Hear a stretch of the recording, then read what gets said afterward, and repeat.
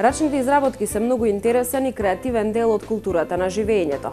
Рачните изработки на накитот сребро пак се она по кој што земјава е многу добро позната. Верувам дека нема некој од вас кој што не слушнал за добро познатата филигранска пеперутка. Токму филигранот е тема на ова издание на Културна матрица, кое што верувам дека ќе им биде особено интересно на дамите. Останете со нас за да видите колку има интерес за изучување на изработка на накитот сребро, колку има интерес за купување, колку често нашите граѓани купуваат филигран за да го подарат некому. Секако ќе видите и како се изработува овој прекрасен накитот сребро.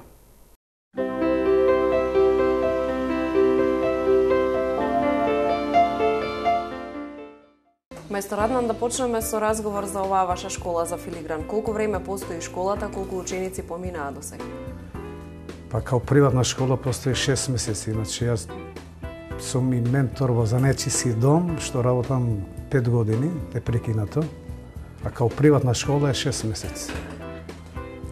Колку ученици поминаа до сега кај вас? Па можам да ти кажам дека преку 50 мајстори, едни мајстори што поминале, само од кај мене.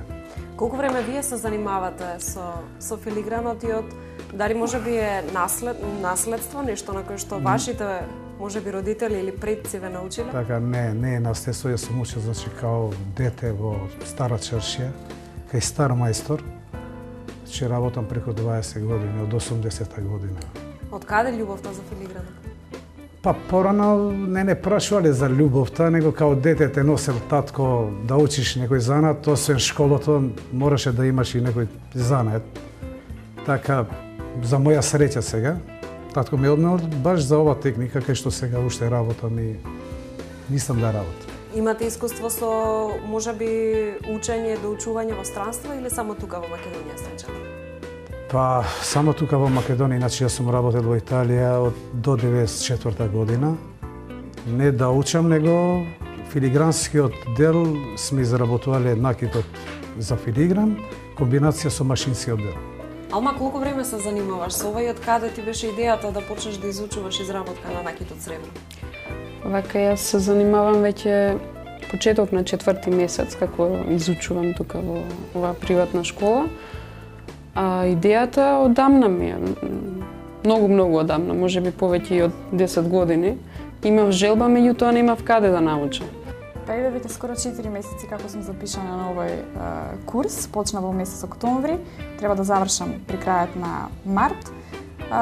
Љубовта, па претпоставувам, јас секогаш во животот се барала нешто креативно со кое што ќе сакам да се занимавам. Она што особено ме привлече кон филигранот и воопшто дизајнирањето и создавањето, правењето на накит е тоа што баш тој спој од креативност и практичност, значи правите еден вид на, барем според мене, еден вид на уметност која што си има своја практична намена. Па околу 9 месеци како се занимавам со ова. Желбата постоеше уште од порано, уште од студентски денови, односно кога размислував што да запишам да студирам, а на крај се одлучив за архитектура, бидејќи сакав да студирам дизајн на поексклузивен накит во странство, ама тогаш едноставно не можев да отпатувам. Останав тука и се запишав на архитектура. Јас сум син на Златар, како што работам со татко ми од 10 години, 10 годишна возраст. Така да со него бев до кај 17 години, па после тоа работам и живеам моментално во Англија, во Лондон. И имав една долга пауза, па сега таму студирам истото за дизајн, jewelry design and manufacturing. И па во истовремено, сега сум дојден тука во Македонија, специјално само за да научам некои други техники, како што немавме време и шанса со татко ми да го правиме тоа. Па сега благодарение на мајсторот Аднан, што сака да го дели тоа знаење со студентите и особено со мене, дека јас сум малце на поинтензивен курс. И сакам нешто да научам што поише за да можам да искомбинирам во иднината, во моите проекти, во моите дизајни. Каде ја наоѓаш инспирација? Наоѓам буквално секаде, значи од шетање и гледање производи, од згради, од буквално се што ќе ми излезе во пресред, можам некако да се инспирирам и да најдам начин како да го искористам. наоѓаш инспирација во архитектурата кога изработуваш сега нешто? Опа, да, има влијание. Едноставно влијае и на начинот на размислување, нели? Секој од нас, за разлика од тоа што завршил или каде бил, си носи некакви своји искуства, начин на размислување, па по тоа и не дели поединечен стил. Јас како уметник наоѓам многу уметност во изработка на филигран. Дизајнот, се инспирирам од се нешто, од природата, од луѓето, од животинки, од се. Така што многу ми исполнува и ме смирува во тој дел. Која е предноста на развивањето на таа креативна страна во животот? Од ваше лично искуство? Од моје лично искуство? Не знам, јас сум... Мене сите ме викат како трудна жена, дека сум многу инспирација имам на храната. И архитектурата што се наоѓа. И овие ми се две малце појаки страни. И па не знам, моје мислење е дека, знаеш, ако нешто се сака, ако нешто си е, ќе најдеш креативност од било каде. Некои луѓе си наоѓаат креативност во тихи моменти, некои сакаат во бучни моменти. Па све зависи од персоналитетот, од кај доаѓа, од човек. Кој е најдрагото нешто кое што си го изработил? Што е најдрагото нешто и со какви мотиви е? Тоа е стварно тешко да се каже, бидејќи во секој модел човек се внесува. Со љубов го прави, за драги луѓе го прави, секоја личност си е оригинална сама по себе, секој модел си е оригинален сам по себе. И навистина не можам да издвојам, бидејќи ми се драги сите модели како да се правени за самата себе. Си љубител на накид? Да. Особено на обетки. Има многу обетки направено за овие 3 месеци. Да, ти омиленото нешто кое што го изработуваш? Да. Изработувам и прстени. Моментално изучувам изработка на накид со вметнување на камен. Значи и тоа го учиме тука. Предизвик ми е дизајнот, навистина. Сакам да експериментирам. Би сакала да работам и покрупни работи. Декорацијата во просторот ми е предизвик, кон тоа целам, не само накитот, така да, здравје Боже, полека. Лично обетките ми се омилени и најмногу сакам да носам обетки. Моментално најголем предизвик за правење и моментално на тоа и работам е трудиме за најден производ, значи повеќе парчиња споени во едно. Дали поинаку гледаш на накитот од кога почне и самата да изработуваш филигран? Кога ќе видиш нека девојка на улица која што носи накит, дали може би го гледаш од аспект на дизајнера, од аспект на човек кој што изработува накит, не само како ете убав е, накитот ми се допаѓа, пример тоа ланче или не ми се допаѓа, меѓутоа внимаваш на оние детали како е изработен, од кој материјал е направен. Да, веќе сега запазувам на сите тие моменти. На материјалот, на дизајнот, на дали тоа парче оди во комбинација со аутфитот, со облеката, дали одговара на личноста, исто така е многу битно. Сега многу повеќе ги запазувам тие моменти од колку порано. Дури не бев ни свесна дека така ќе реагирам. Што е првата работа на која што ги учите вашите студенти? Првата работа е припрема на материјалот, топење, влечење на материјалот по димензии, значи, и после учење на ситните елементи што треба да се учат. Кои се првите нешта кои што ги изработувате? Првите основни работи за да се почне процесот на изработка, односно самото учење. Веќе ги споминавме овие осмици кои што ги гледаме пред нас. Што е првото нешто што го правите? Па, прво се осмичките, значи има неколку елементи во македонскиот, да кажам, филигран. Македонскиот филигран е покомплексен од филигранот во некои други земји.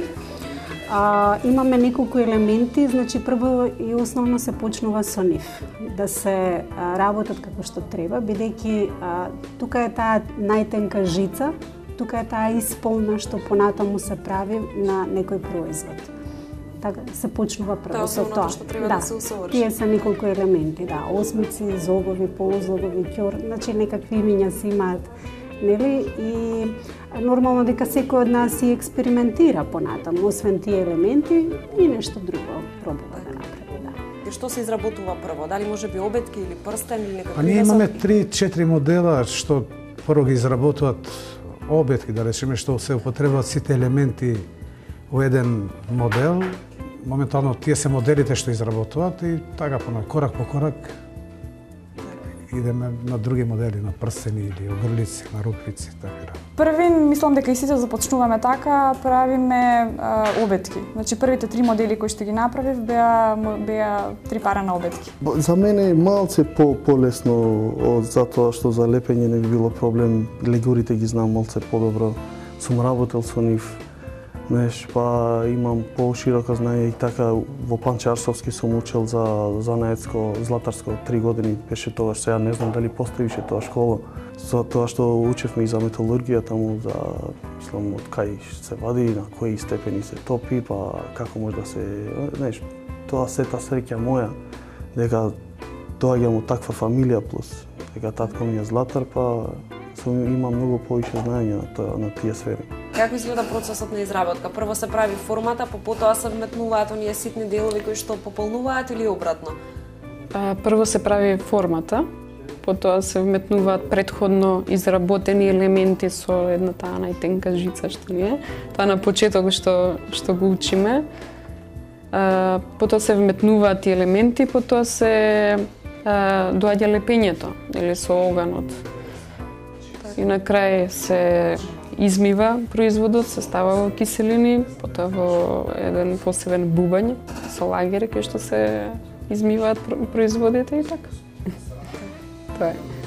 Како фалат користите? Пинцети, клешти, ножички, турпи и така. Па материјал работиме со сребро, значи чисто сребро на 990, алат. Основен алат е пинцета, бренер, клешти. Која е вредноста на филигранот? Па според мене е доста вреден пред се затоа што и кога повторувате еден модел, парчињата никогаш не излегуваат идентични едно на друго, што значи дека секогаш добивате уникатен производ. Зошто за филигранот се вели дека е накит со душа? Па како што реков претходно, јас лично го сметам за како еден вид на уметност, значи еден вид на нешто што го создаваш според твојата креативност и нешто што доаѓа однатре од тебе. Ако не грешам, во моментов изработуваш привезок? Привезок, да, со како се изработува, како се почнува и кога се вметнува каменот? Значи прво се дизајнира, нели? Так. Привезокот, мислам, производот кој што го имаме замислено. Потоа се изработува обвивката во која што ќе биде вметнат каменот. Потоа се додаваат елементите од страна филигрански, делче по делче се спојуваат и на крај и каменот се вметнува. Ако трпна работа во секој случај. Претходно црташ на хартија која е замислата, како ќе изгледа буквално се? Да, јас претходно ги, исто така и моите колеги. Сите ги цртаме производите, дизајните. Се инспирираме исто така и едни од други. Нормално, меѓутоа ниту еден производ дури да е истиот никош не се повторува. Тоа е највредното во филиграната. Да, тоа е највредното. Секој дело фактички е ремек дело тука.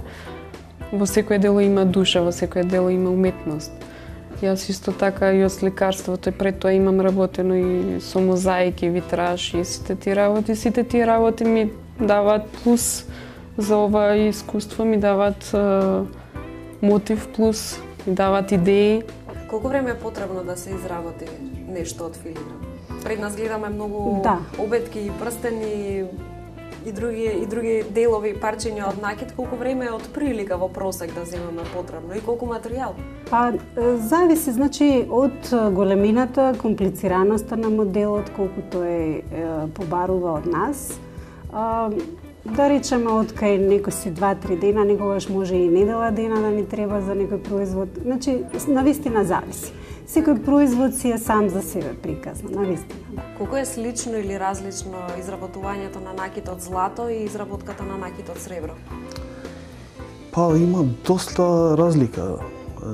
Доста разлика има во некои други техники, дека таму знаеш, треба малце да внимаваме на материјалот, дека е со потврд материјал, зависи на дизајнот кој што ќе го правиме. А во филиграмот сега гледам дека треба да си многу поделикатен, треба да имаш повеќе креација, треба да знаеш што, каде да употребиш со тие елементите што ги спомнаа колегите. Така да мислам дека јас можам да го ставам ова како на плетење.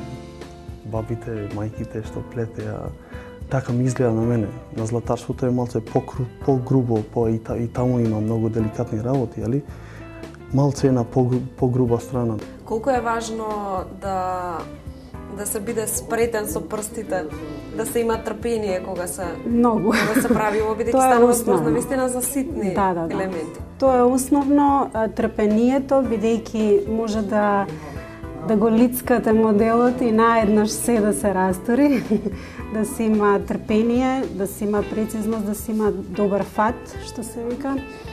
И бидејќи понатаму има и процес на лепење кој што е со бренер, со оган, да кажам така, значи тука е битна исто така прецизност за да не се стопи металот. Но знаете како, многу често луѓето викаат немам трпение за тоа, ние па напротив тука го наоѓаме мирот и инспирацијата. Мора да се има трпение. Дури се учи тука човек на трпение. За другото, за дизајнот, нели, секој посебно си дизајнира. Тоа зависи од талентот веќе. А за изработка на накитот мора да се има љубов пред се. Љубов, внимание, посветеност, сето тоа бара овој накит. Целосна посветеност. Кои се мотивите кои што најчесто ги представуваш кога изработуваш нешто? Дали ти се најинтересни оние традиционални македонски мотиви од оној стар филигран кој што постојано го гледаме и на фотографии и на секаде, или те интересира нешто модерно, нешто ново? Јас повеќе сакам помодерен дизајн. Меѓутоа понекогаш се случува да направам комбинација помеѓу нешто традиционално и посовремено. Значи самата изработка на филигран содржи елементи од стариот, традиционални елементи од стариот филигран. Дури да имам идеја да направам најмодерен дизајн, сепак морам да пробам и некое парче да го направам традиционално, например, нели пеперутката наша најпозната што е во Македонија, секој од нас ја има пробано, ја има направено. Чисто колку за да видиме колку вреди таа работа, колку е макотрпна, колку бара внимание, колку бара труд. Се што треба да се учи етапно, така да мора да научиме како работеле нашите претходни мајстори за да им ја цениме работата, трудот. Сметате дека филигранот не се купува многу често затоа што можеби не бил модерен, помодерна е бижутеријата или можеби е недостапен затоа што е скап? Не затоа што е скап, него порано се купувале, немало доволно модели, да речеме само традиционални. Сега последно време изработуваат и модерен дизајн со филигран, комбинација машински дел. Интересот е поголем за купување.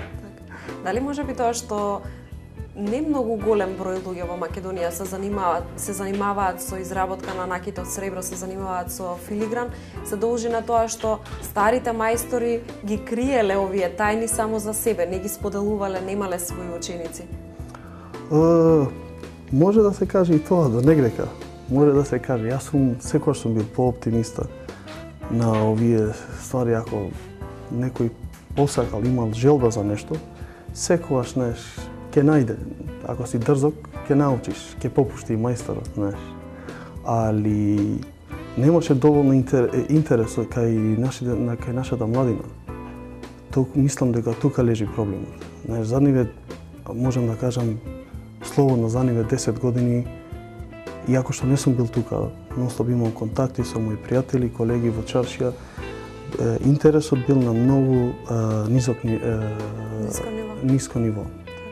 И така да мислам, тука е проблемот, зашто луѓето. Ама сега, од кога мајсторот Апнан почна со иницијатива за подучување на ученици на филиграмскиот занает, и одма се гледа резултатот. На 6-месечна курс, првиот 6-месечен курс, имал преку 50 души. Така да, тука изгледа почнале младите малце повеќе да се интересираат. Сепак има интерес. И почнале да се дека и мислам дека тука и влијае и интернетот, се гледаат, мислам, по други, светот се гледа на подругачиен начин.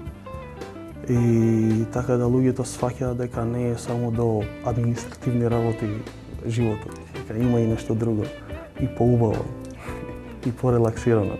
Така. Што ја одредува цената? Не зборуваме за бројки, меѓутоа зборуваме за она што ја одредува цената. Пример, да речеме на еден прстен. Дали колку време е потрошено да се изработи, колку материјал има во него, креативноста или рачната изработка, секако дека вреди, колку е алат потребно да се изработи тоа. Што ја одредува цената од прилика? Споминавте претходно дека за да одредите цена треба да го измерите парчето. Секако. Значи, грамажата е едно, но не е само грамажата. Така. Затоа што некогаш може да е помал производ, а да е многу захтевен во изработката, многу покомплициран. И обратно. Значи, сите тие работи што ги спомнавте во едно, всушност даваат една цена или проценка на одреден модел. Дизајнот како таков исто така вреди. Знаете како, ние доста вака во оваа работа работиме по нарачка. Обично во други земји работа по нарачка се цени плюс, се додава на цената. Тука ние не можеме тоа да го правиме, но сакам да кажам има многу работи кои што даваат вредност на еден производ. Се заработува ли доволно од филигранот за еден пристоен живот? Последно време не е. За една плата може да се извади комот на една плата, да се заработува многу тешко. Каде ги пласирате производите? Моментално само на интернет мрежите. Исто така работим и по нарачка. Пријатели, познати, непознати. Има ли интерес? Можат ли македонците да си дозволат да купат филигран? Каков е интересот и од друга страна какви се цените? Може да си дозволат, кога можат, значи кога можат бижутерија да се купува во филигранот, да се деградира, тоа е малце проблем кај нас. Значи се иде на бижутерија највише него на сребри или сребрен филигран. Него полека, ова нова генерација што е сега, изработувам модели, значи модерен дизајн филигран и машински дел. Значи нивни дизајни не е само традиционален филигран. Па јас мислам дека секој би можел да си дозволи затоа што веќе и претходно или го правевме муабетот во било која продавница да купите бижутерија да влезете за малте не исти цени ќе најдете производи кои што апсолутно не вредат ништо и се машински изработени. А овде станува збор за нешто Овде станува збор за нешто уникатно, направено со љубов, направено со душа. Би се согласиле дека станува збор за накид со душа? Да, филигран? да. А би се согласиле... Секој производ има душа, има своје значење, има... Би се согласиле дека е особено вреден затоа што е уникатен и затоа што е рачно изработен, така? Па сегде у свет рачната работа се цени. Само тука кај нас него тоа што зборевме порано, тоа се враќа, значи луѓето почнат да го ценат, да го сваќат филигранот и продажбата, значи таа разлика измеѓу традиционалното и модерното стана малце по-атрактивно за купување. Јас кога читав на интернет, подготвувајќи се за овој разговор со вас, прочитав некој коментар на некоја македонка која што вели дека не бива жена во Македонија без охридски бисер и без парче филигран. Се согласувате? Да, се согласувам, да. Па за жал се уште е девалвирана вредноста на рачната изработка и конкретно тука се работи значи со чисто сребро, тоа е нели сепак метал кој што вреди. Но мислам дека има една група на луѓе која што го цени многу филигранот конкретно и се надевам дека тој процент на луѓе ќе се зголемува. Секако дека треба да се прилагодиме и на нашиот стандард. Колку луѓето можат, но секој еден што знае да го цени како такво може да се издвои, да речеме, дали за подарок на некоја личност или за себе. Мислам дека луѓето навистина има една категорија на луѓе која што се труди да може да си приушти на некој начин. Со тоа што, пак ќе кажам, се прилагодуваме на стандардот. Повеќе се купува бижутерија отколку едно рачно изработено парче накид. Меѓутоа, според мене и според тоа како што, бидејќи јас веќе правам истражување во однос на филигранот и другиот накид, како што веќе имам информации, многу е дури поевтино да се купи вакво парче накид, отколку некоја бижутерија која што ќе трае колку? 1 месец, бидејќи нели друг се работи за друг метал. А филигранот сепак нема крај. Тоа е дело кое што трае со векови.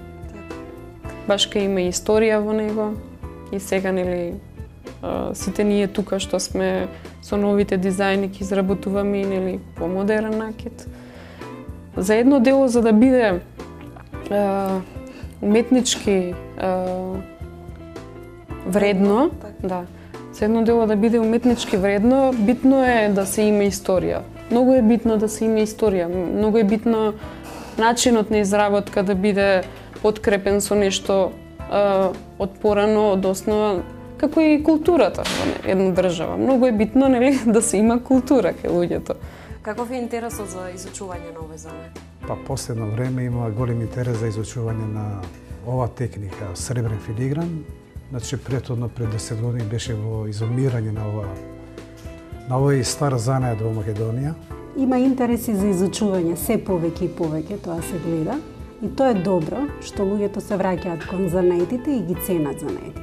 Можеме ли да направиме споредба, кажавте веќе дека живеете во Велика Британија некое време, да направиме споредба како е кај нас, како е таму, каков е оде интересот за да се научи изработка на филигран од една страна и од друга страна да се купи едно парче накид рачно изработено сребро. Како е тука, како е во Британија? Па, работната рака во Британија поише се цени. Многу се цени. Нешто поише него многу отколку кај нас.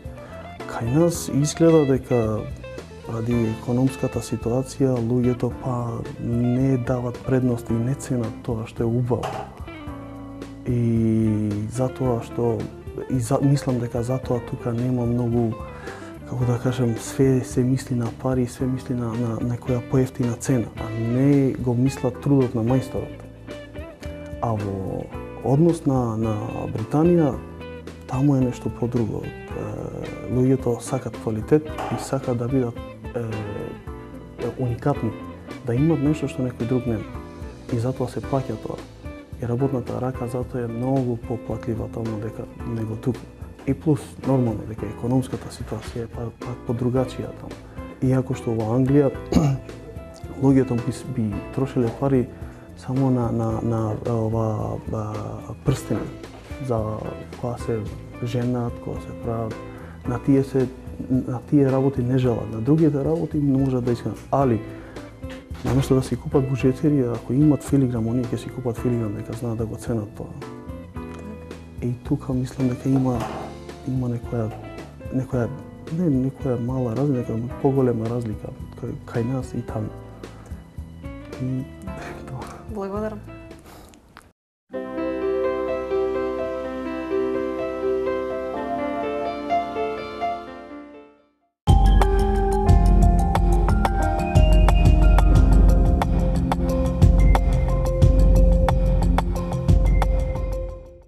Актерката Љупка Џундева е првиот лауреат на јубилејното 10-то издание на Интернационалниот филмски фестивал Астерфест во Струмица.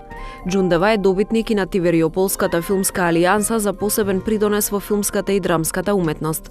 Наградата свечено ќе биде доделена на фестивалот кој ќе се одржува од 27 до 31 мај оваа година. А во нејзина чест, во Националната установа Центар за култура Антон Панов во Струмица ќе се прикаже долгометражниот игран филм Мирно лето во режија на Димитрije Османли. Џундева својата актерска кариера ја започнува со првиот македонски игран филм и активно трае се до денес. Астерфест пак е интернационален филмски фестивал востановен во 2005 година. Фестивалот досега континуирано промовира селектирани компетиции во категориите на креативниот игран, креативниот документарен и анимираниот филм. Неговото годинашно фестивалско мото е ново и старо. Новиот турски театар во Скопје, кој почна да се гради на просторот кај поранешното балетско училиште, ќе биде современ објект според светските функционални, технички и естетско-архитектонски критериуми. Во наредните 14 месеци треба да биде завршена карабината на објектот, која ќе чини 248 милиони денари. Новиот објект ќе биде на 8 нивоа, од кои 5 надземни и 3 подземни. Во негови рамки ќе функционира и изложбена галерија, културно-информативен центар и мултимедијална сала. Театарот ќе располага со 2 сцени со вкупен капацитет од над 450 гледачи.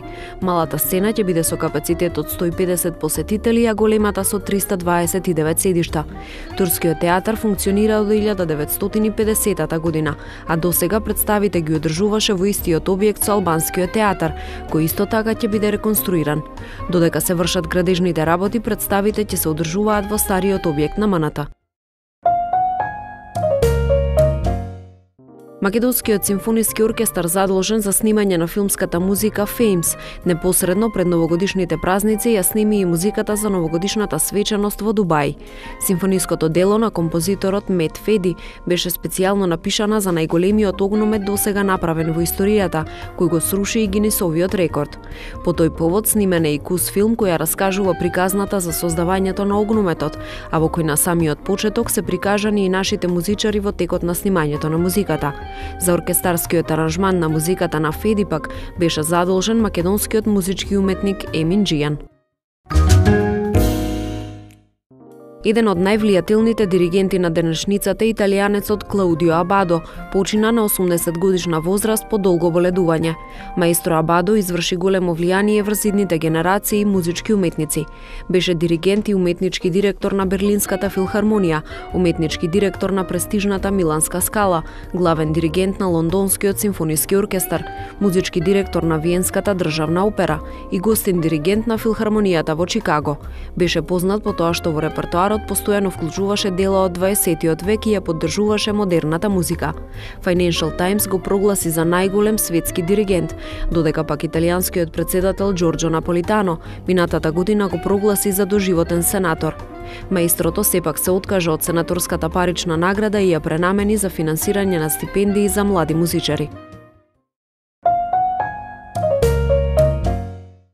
Соба со пијано, вториот игран филм на македонскиот режисер Игор Иванов-Физи во продукција на Скопје Филм Студио, се најде меѓу најдобрите 10 филмски остварувања од регионов за 2013 година по престижното светско списание Rolling Stone, издадено во Хрватска.